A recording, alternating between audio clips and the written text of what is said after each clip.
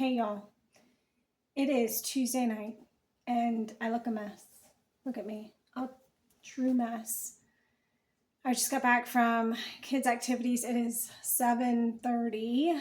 I fed the dogs, I fed the kids dinner, I cleaned up, and then I remembered I promised my daughter we'd make sugar cookies to bring to church tomorrow. And I can already tell you I'm gonna have a hell of a day at work tomorrow. So I thought for a second I could maybe pull the dough together like during the day or early first thing in the morning, which is when I do a lot of stuff, but that should ain't gonna happen tomorrow. So here we are. I'm bringing you along. We're making sugar cookies.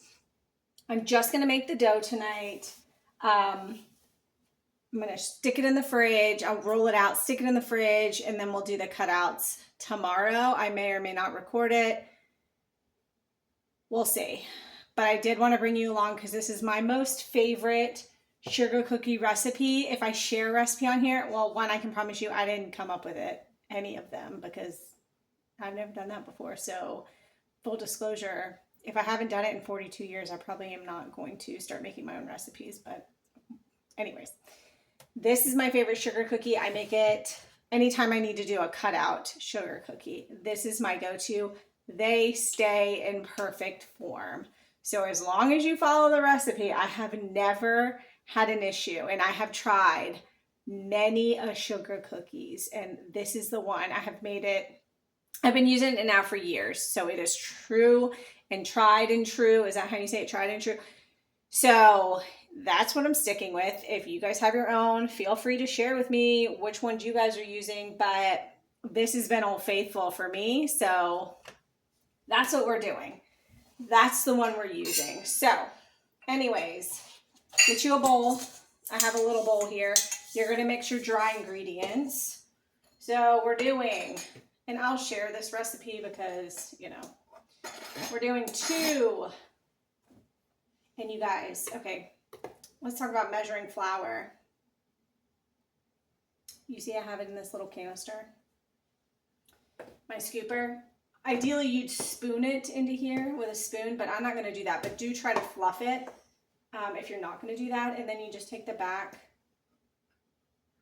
of a butter knife and scrape it.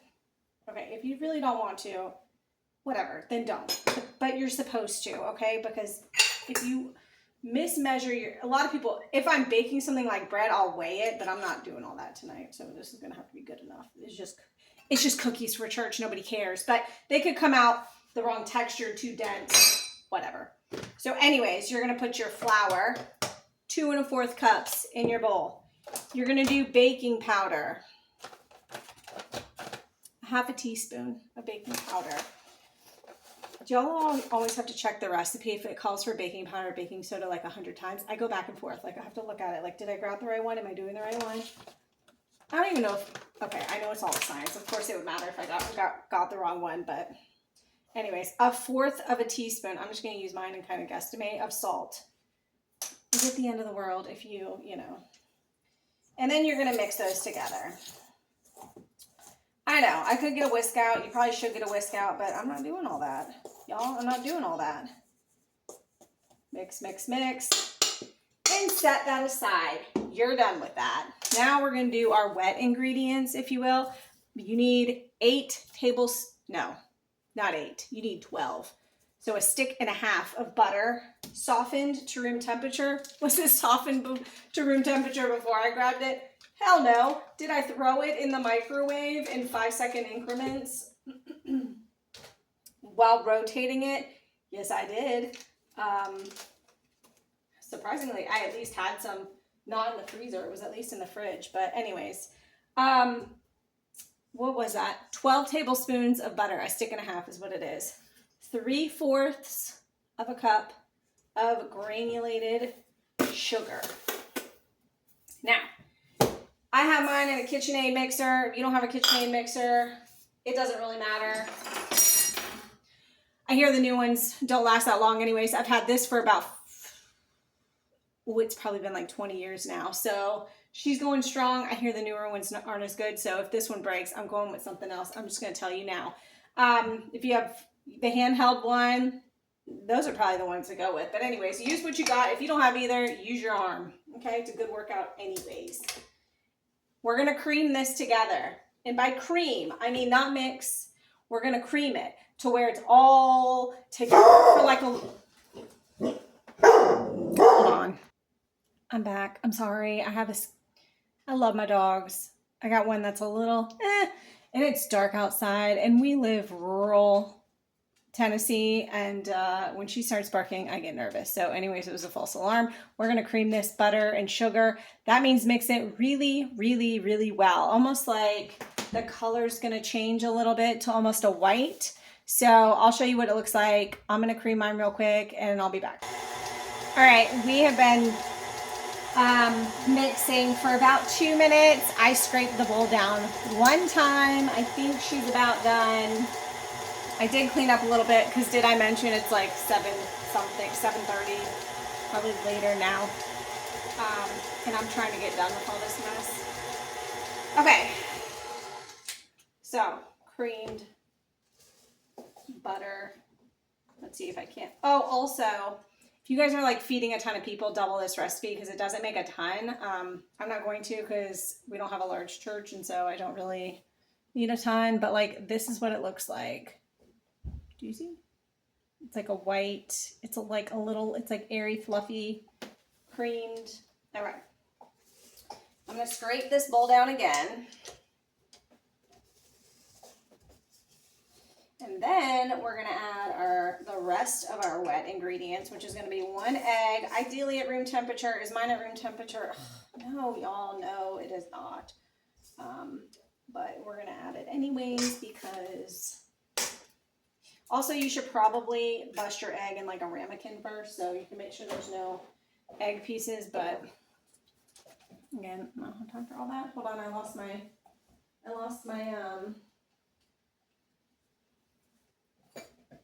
all right, you're gonna do 1/4 of a teaspoon. Okay, this is actually optional. Almond extract, I love it in my sugar cookies. You do 1/4 of a teaspoon. I'm just gonna eyeball it since this one's already dirty and I'm not trying to do more dishes.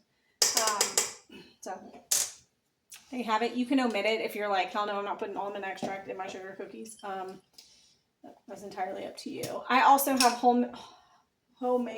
Hold on, I'll be right back. I'm missing I'm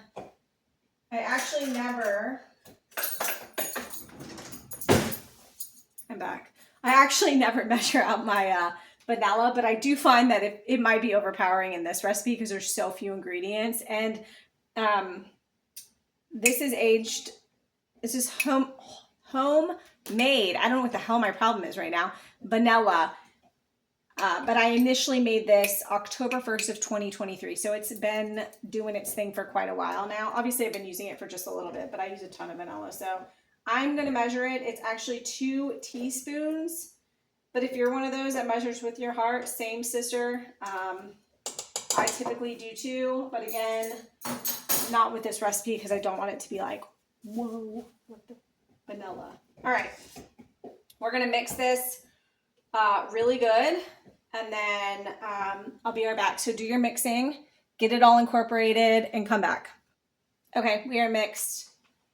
Now we're gonna add our dry ingredients that we stuck over here to the side to our wet ones, like so. I'm not gonna add it a little bit at a time. I'm just gonna dump it. If y'all are bougie and have that KitchenAid like spout thing where you dump the flour so it doesn't go anywhere, I'm so jealous. I'm not bougie. Hell, look at me. I went out in public looking like this. But it sure as hell would be nice to have that, wouldn't it? I don't know. But again, I might not have this mixer forever. Knock on wood though, because this is old Betsy and she's going. Anyways, mix this stuff together. I'll be right back. Start slow, y'all, because flour just went everywhere. And I should know better. Start slow so that doesn't happen to you. Okay, y'all, she's mixed. She's thick too. All right. If it was too soft, like way too soft, add a little bit more flour, mix again. But my dough, well, I don't want to like feel it because I'm going to actually feed these to people, but this is what she looks like. I'll like take a pinch off And then my hands are clean. I mean, yes, my hands are clean, but she's like soft enough that I feel like I can nicely roll it out. Don't act like y'all never did that shit. That I can roll it out with a rolling pin, because that's what we're going to do. You're going to take this dough and we're going to roll it out. Wait, take the dough out. I'm lying to you. Don't listen to what I say. I'm wrong. Take the dough that you have in your bowl. Divide it into 2 pieces. Hold on momentarily. I'll be back. I didn't go far. I just need to... No, I don't have a kitchen island. Okay, so I'm working with the space I got. Anyways, take this hunk of dough. Again, my hands are clean. Shut your mouth. Deal with it. You probably don't even go to my church, so I don't want to hear nothing from nobody. And my church peeps, they're my friends, so they don't care either. So don't be trying to tattle on me either. You're going to take this hunk of dough here. See this? Looks like a dough ball. Looks like bread dough. You see? Do you see? Okay. You're going to cut it in half. Does this have to be perfect? Absolutely not. Is anything I do perfect? Absolutely not. But here. Cut it in half. One. And then, I should have told you this already. If you're cooking these now, which I guess you're not, because they have to sit in the refrigerator for at least 2 hours, the dough does, once we roll it out, or up to 2 days. Now, I have also thrown my dough in the freezer for some time and then taken it out, let it like soften, and then cook it from there. So if you need to freeze it, I've had success with that. But I always roll it out first before I put it in the fridge or the freezer. So don't just stick this dough ball in the freezer, because just do yourself a favor, okay? Anyways, we're going to get some parchment paper is what I'm going to do, because I don't have any silicone baking mats. If you do use them, I don't really like them. I feel like I had them once. I washed them. I couldn't get the soap taste out of anything. Hold on one moment.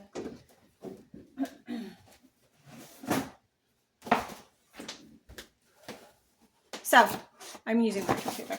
Anyways, we're going to roll both of these out on parchment paper to 1/4 of an inch thick. I need some more flour. I should just use this flour that went flying everywhere. Maybe that'll work, actually. But you want to, if you're using parchment paper, here, let's not waste anything. Actually, I always tip it because it rolls it on itself. Anyways, you're going to flour this. We're going to roll this out momentarily. I'm behind you and you can't see what I'm doing, but I'm in this tiny little ridiculously small baby drawer getting my rolling pin. Roll this out. You always want to like flour your rolling pin. I think it'll be fine. If not, I'll go get flour. But roll this baby out to 1/4 of an inch thick to the best you can. Look, if you don't even have a rolling pin, use a cup. Okay, that works. Again, we're using what we got.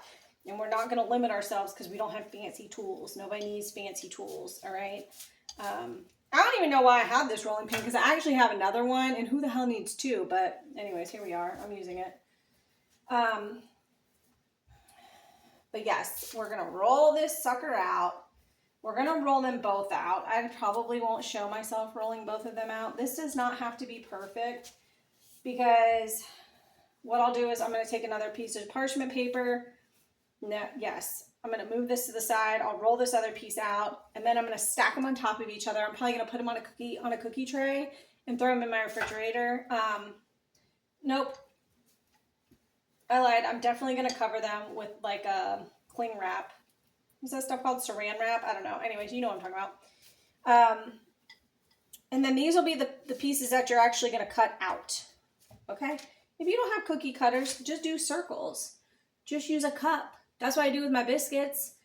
You know, get creative. If you can use the little, the canning lids to cut out circles. Whatever you want. They're your cookies. Do what you want with them. You know, no one cares. As long as they taste good. That's all that really matters. Anyways. All right, this one's done. It might be a little too thin, but again, these are going to feed children at the church. No one's going to care.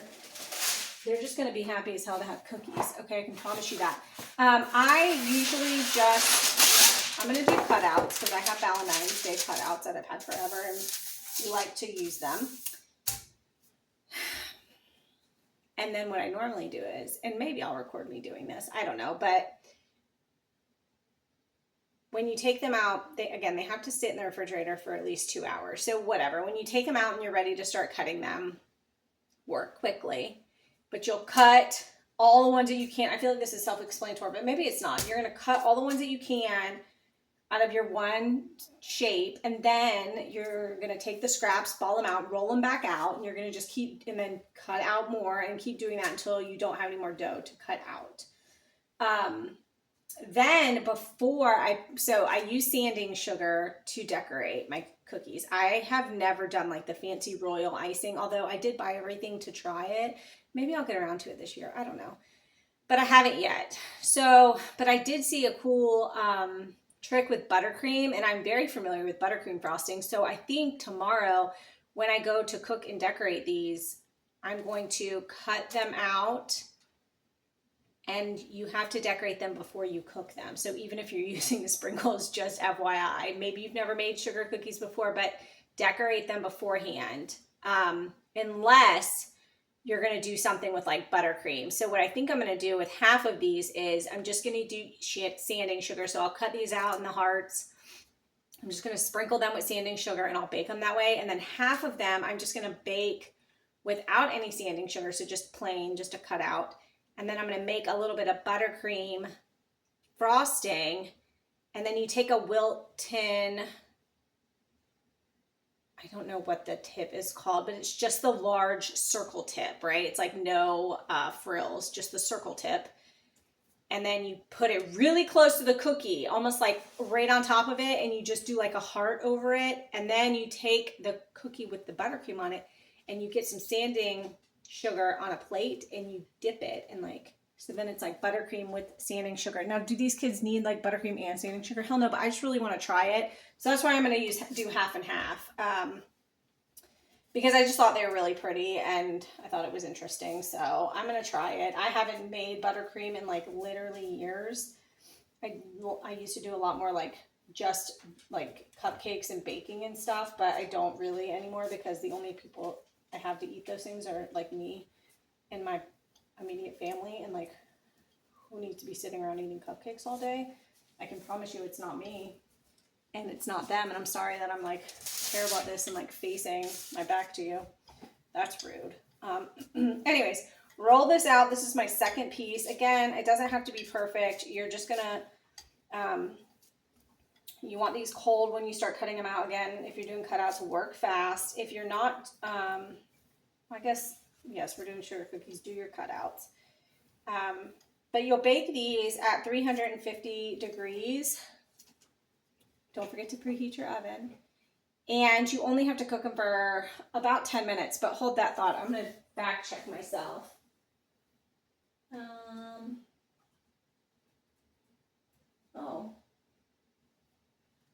It says 11 to 12 minutes. I think my oven, it's on the lower range. So maybe I'll start with 11 minutes. I think that's what I did last time I made these. My daughter was not happy. She said they were too crunchy. Although I like a crunchy cookie, so I thought they were pleasant. And I think I did them for 12 minutes. So start on the low end. You probably know your oven. And if you don't, just start on the low end and keep an eye on them. When the edges start to just gently brown, you can pull them out. They'll harden a bit once they start cooling. So anyways, roll these out 1/4 of an inch thick. Doesn't have to be perfect. Do you want it to try to be uniform so they all kind of bake at the same time? And then, yeah, that's all. These are the sugar cookies. The recipe. Shout out to Sally's Baking Addiction because I cook all her stuff and I have her book and I absolutely love her, and I've been making her recipes for like literally 100 years. She's not that old and neither am I, but you know what I mean. This is her recipe. I use a lot of her recipes, but if you want to just go look it up yourself and have it in front of you because you don't like my voice or you don't want to hear me talk, you should still make the cookies. So I'm going to go throw these in my refrigerator to make tomorrow. When I am done for the evening, I'm going to clean up my mess. And yeah, happy baking, y'all. Happy Valentine's Day. Bye.